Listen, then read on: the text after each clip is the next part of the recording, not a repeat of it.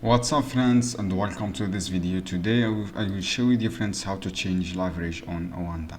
So guys, all you have to do, you open your MetaTrader 4 or MetaTrader 5 and then log in your account.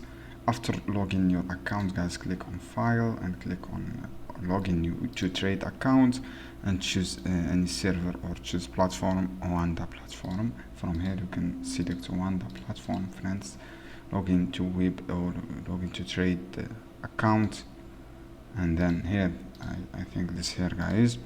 After that guys, all you have to do, look for login your MetaTrader 5 and navigate account setting and window, right click on your account number and then adjust leverage. Look for average setting, account details, and confirm your changing.